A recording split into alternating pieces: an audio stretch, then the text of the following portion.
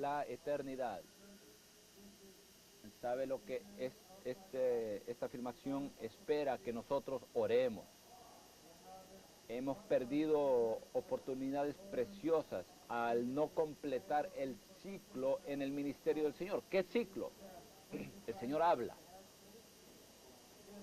Recibimos el hablar del Señor. Y después oramos de regreso al Señor la misma palabra que Él nos ha hablado, estando de acuerdo con ella y pidiéndole que la cumpla. Muchos hemos perdido años, décadas, miles de oportunidades.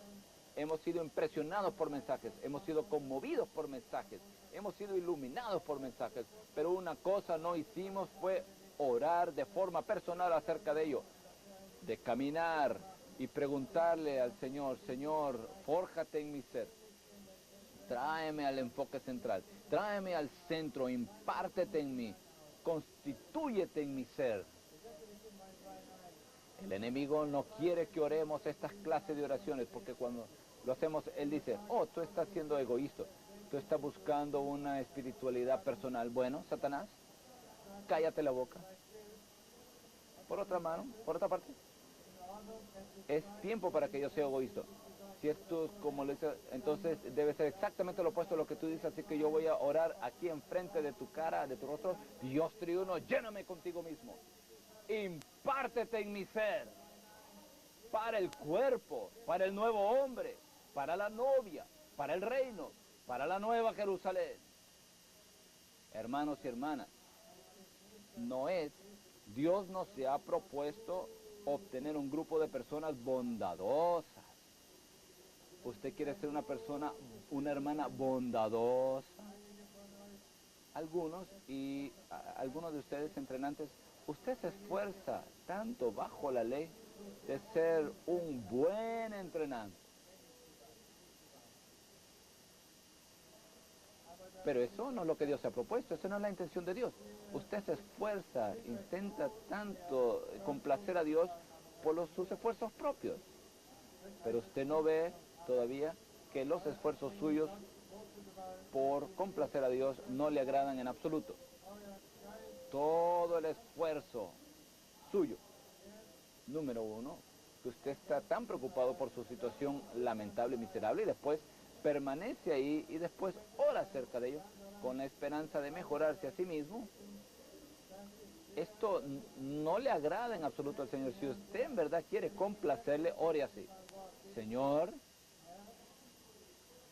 gracias por tu sangre preciosa que me limpia de todo pecado.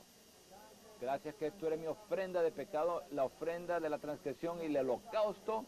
Reconozco que yo no estoy entregado incondicionalmente a Dios. Yo he pecado, tú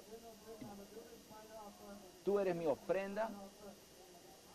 Abro mi ser a ti, yo sé lo que tú quieres. El Señor, lléname contigo mismo. Fórjate en mi ser. Yo reconozco, estoy repitiendo el punto una y otra vez, porque estoy en el enfoque central, estoy en el punto, estoy aquí concentrado, solo tengo una nota, soy Ronald de una nota. El enfoque central es la impartición de Dios, que Dios se forje en Cristo en usted. Este es el punto. Si usted lo ve, la vida cambia. Pero tenga claridad, todo esto tiene que ver con el cuerpo de Cristo. F. La economía neotestamentaria de Dios consiste en que Dios se imparta a sí mismo en sus elegidos y redimidos a fin de hacerlos sus hijos. Por tanto, la filiación es el enfoque central de la economía de Dios. Dedicaremos un mensaje entero a este punto. G. Al leer el libro de Gálatas, debemos ver, ore, que usted vea. No queremos ser como Job. Escuché acerca de esto, escuché acerca de la economía de Dios, escuché acerca de la impartición de Dios, escuché acerca de la obra central de Dios. Ahora mis ojos ven. Debemos ver que la economía neotestamentaria de Dios consiste en que Dios nos pone en Cristo y se imparte en nosotros como el Espíritu vivificante y todo inclusivo, a fin de producir una unión orgánica. Si tuviéramos aquí un órgano, debería aquí tocar una nota. Para que estemos atentos, este es un punto crucial en este estudio de cristalización: unión orgánica. Una unidad orgánica en la vida divina, entre nosotros y el Dios triuno, con miras a que lleguemos a ser su expresión corporativa. Dios nos ha puesto en Cristo, ha impartido Cristo en nosotros para producir una unión orgánica en la vida divina. Esta es la clave para que experimentemos a Cristo como se presenta en Gálatas. Esta es la clave. Cuando estamos en la unión orgánica, simultáneamente estamos allí en el enfoque central. Ahora llegamos al punto romano número 3 y llegamos a lo que yo diría es la parte aburrida del mensaje. Esto será aburrido, no pido disculpas, y tal vez también otras partes de lo que yo hablaré también será aburrido, porque usted no tiene que estar emocionado ahora, usted no necesita que le entretenga, usted debe de ver, todos debemos ver la función de la ley con relación al propósito eterno de Dios. Tal vez este no es el tema favorito de ustedes, pero ahora, por los próximos 25 minutos,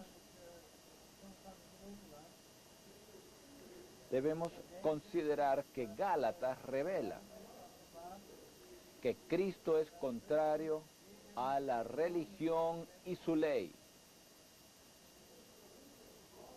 Y esta parte, y su ley,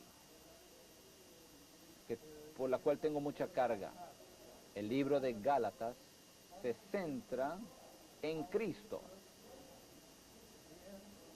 en el hecho que Cristo reemplaza la ley.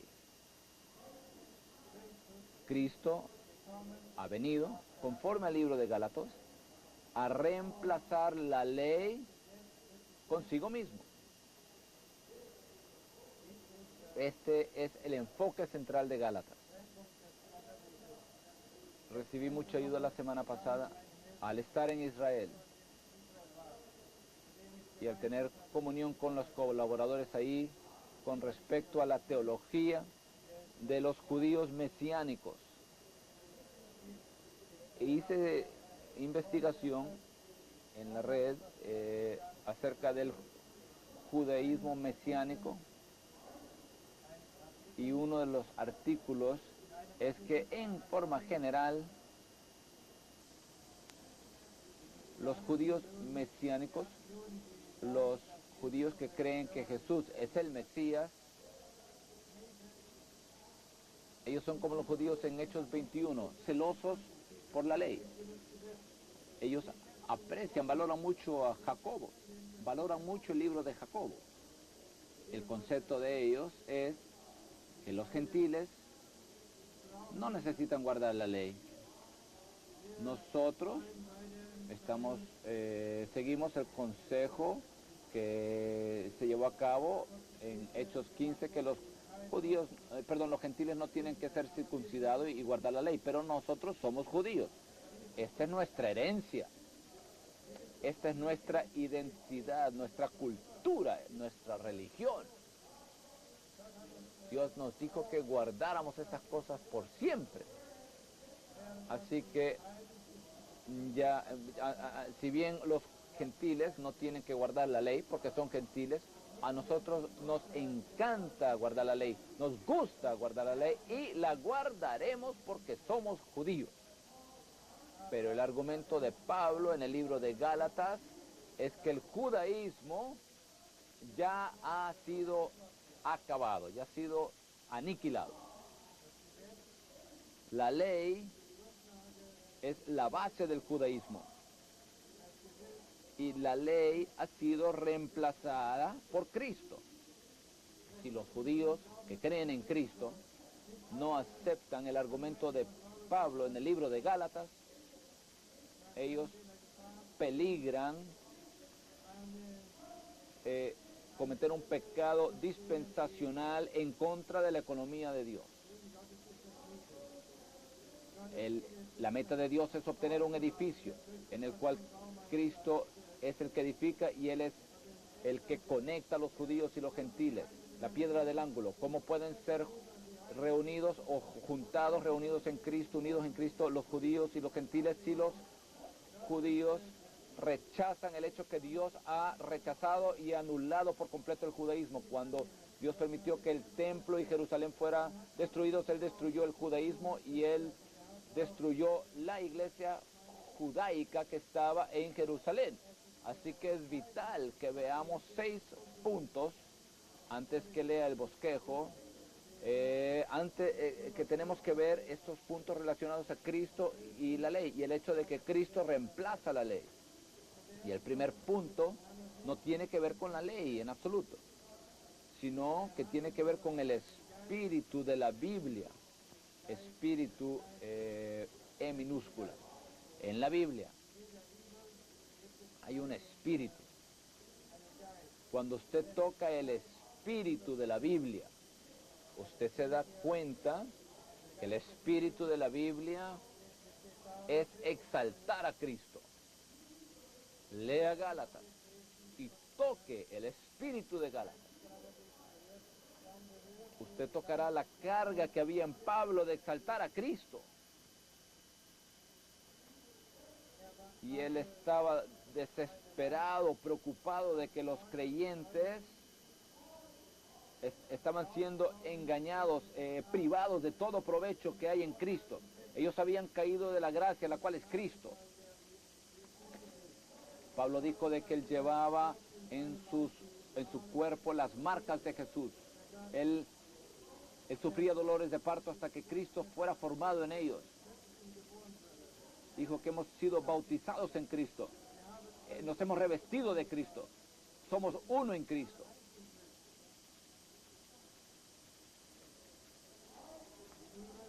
La Biblia no exalta la ley. Cuando tocamos el espíritu de la Biblia y somos fieles a dicho espíritu, no permitiremos que nadie, ninguna persona ni ninguna cosa sea exaltada. Esto se revela de forma crucial en Mateo 17. El Señor es transfigurado en el monte. Moisés y Elías estaban ahí. Pedro quería erigir 3 tabernáculos, uno para ti, uno para Moisés, uno para Elías. Y vino una nube luminosa y los cubrió. Y Dios el Padre interrumpe a Pedro y le dice: este es mi Hijo, el amado, en quien me complazco. A él oíd.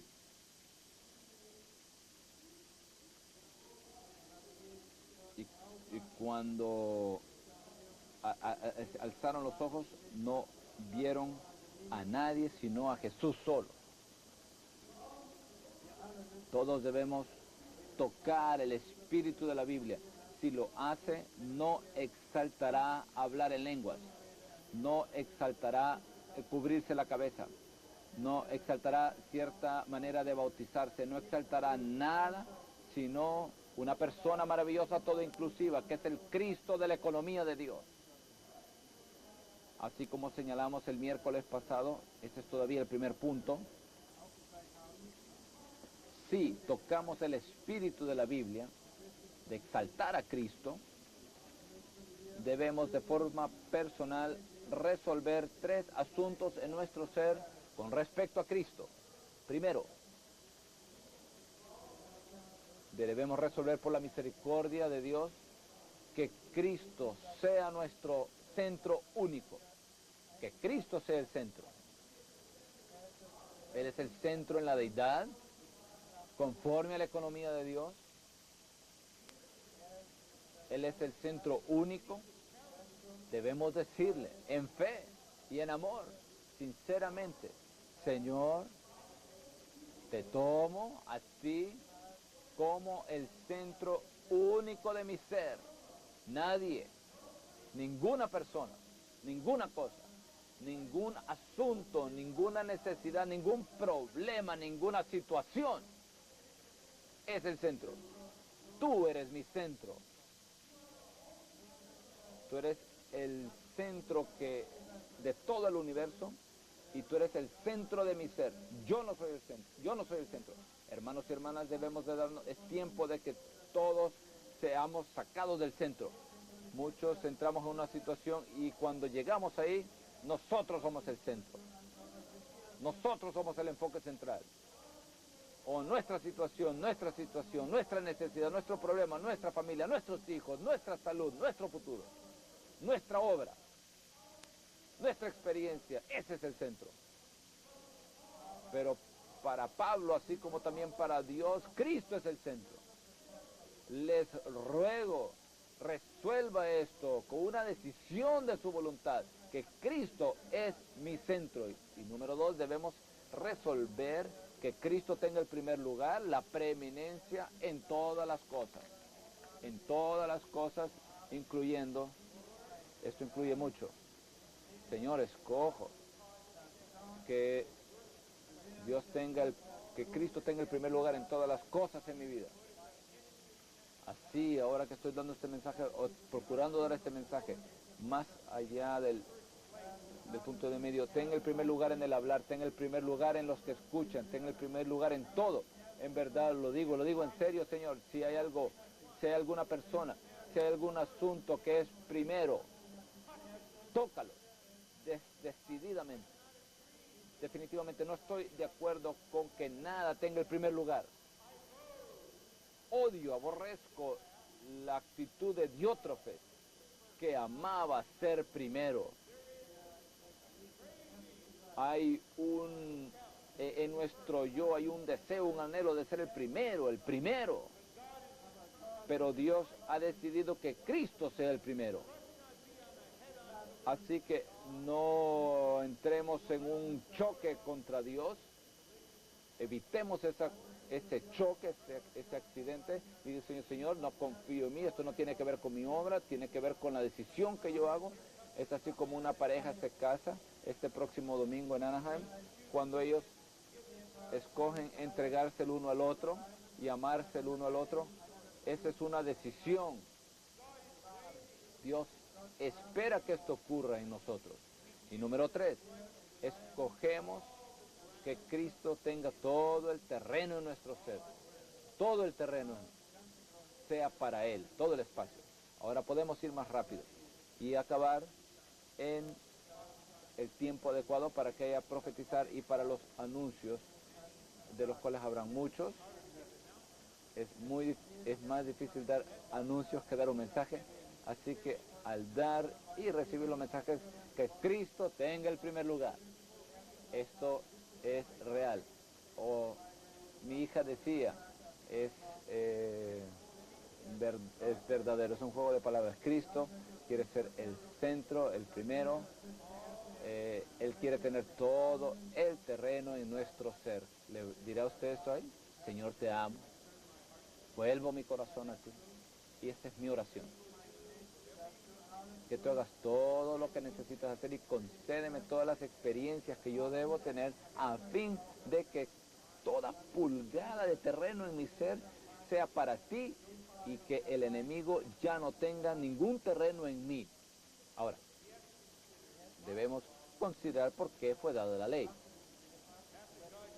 Después que Dios creó al hombre, no le dio la ley a Adán, ¿verdad? No decretó la ley en ese momento. Él dijo simplemente, no comas de aquel árbol. No había pacto ni ley. Y cuando Dios llamó a Abraham, a fin de elaborar, de trabajar con el linaje llamado, tampoco le dio la ley a Abraham. A esto requiere cierto detalle, cierto cuidado. ¿Qué hizo Dios? Dios le predicó el evangelio a Abraham. Esto es lo que Gálatas capítulo 3, versículo 8 dice. Y la escritura, previendo que Dios había de justificar por la fe a los gentiles, anunció de antemano el Evangelio a Abraham diciendo, cita, en ti serán benditas todas las naciones. El Evangelio, predicado en el Nuevo Testamento, es la continuación de la relación de Dios con Abraham. Es por eso que los creyentes neotestamentarios son llamados hijos de Abraham. Dios le predicó el Evangelio a Abraham, y al predicarle dicho Evangelio, él le abrió su corazón y le dijo, en ti serán benditas todas las naciones. Y sabemos del Génesis 15, 6, que Abraham, con respecto a la simiente prometida, creyó a Dios y le fue contado por justicia. Este es el Evangelio. Pero después la ley fue dada 430 años después para que cumpliera una función dispensacional. Una función dispensacional es una función por cierto periodo de tiempo hasta que algo ocurra. La ley no estaba allí al principio. La ley no es la línea central de la economía de Dios, sino que es una línea al lado, al costado, secundaria. La ley no tiene la función de una esposa apropiada, sino que es como Agar, la sierva, una concubina. ¿Por qué fue dada la ley? Fue dada por las transgresiones, porque el pueblo de Dios no se conocía a sí mismo. Ellos dijeron, lo que Dios dijo, nosotros lo haremos, estamos 100% a favor de Dios. Ellos no se conocían a sí mismos. Así que la ley fue dada primero para poner de manifiesto la condición del hombre. Después también fue dada para guardar al pueblo de Dios, para guardarlo bajo custodia. Y también la ley fue dada para conducirlos a Cristo, a fin de que fuesen justificados por la fe. Gálatas 3:19 dice, entonces, ¿para qué sirve la ley? Fue añadida a causa de las transgresiones hasta que viniese la descendencia. Y la descendencia es Cristo. La ley nos pone de manifiesto nuestra condición, la ley nos guarda y la ley también nos conduce a Cristo. Nos convence, nos da el conocimiento de pecado, nos hace darnos cuenta que nuestra situación no tiene esperanza, nos trae a Cristo a fin de que seamos justificados por la fe en Cristo y nazcamos de Dios para llegar a ser hijos de Dios. Y así Cristo, como el Espíritu, entra en nosotros para reemplazar la ley. Por tanto, guardar la ley después que Cristo ha venido es rebelarse en contra de la economía de Dios. La ley sí tiene una función dispensacional. Y Pablo no dijo solamente para los gentiles o los judíos mesiánicos, ellos sí pueden guardar la ley, ellos sí pueden observar y guardar la ley. Pablo dijo en Romanos 10:4, Cristo es el fin de la ley, para justicia para todos los que creen. ¿Qué quiere usted, creyentes? ¿Quieren la ley o Cristo mismo? Ahora, punto 3. Cristo ha venido a reemplazar la ley consigo mismo. Ese es el punto, el enfoque central. Ahora debemos ir al 4 para entender el 3. Hay una diferencia entre la ley y ley. La ley, con un artículo definido, denota la ley de Moisés. Algo, una cosa, la ley mosaica, una cosa, la ley mosaica. Ley, sin el artículo determinado, denota el principio de la ley. Es decir, usted procura, intenta, se esfuerza por su propia carne de satisfacer a Dios. Esta es ley. Así que ley es más inclusivo que la ley. Ley incluye leyes éticas. Ley incluye leyes hechas por nosotros mismos. Ley incluye leyes no escritas que ocasionalmente se introducen, se infiltran en la iglesia. También incluye la ley de la vida interna, una forma sutil, una forma muy sutil de la ley que es así. Bueno, usted se viste de cierta manera, usted tiene, se recorta el pelo de cierta manera y a veces ve la televisión, aunque solo sea ciertas noticias, y usted lleva a sus hijos a los juegos de soccer y tal vez tiene un poco de maquillaje, pero es joven en el crecimiento en la vida divina. Usted tiene que darse cuenta que si usted cree, ¿ya? Entonces usted exhibirá eso cumpliendo ciertas expectativas que tenemos de usted. Y usted, si usted se tiñe el pelo o si viste con estos colores en su ropa o si tiene la televisión en su hogar, esta es una señal muy clara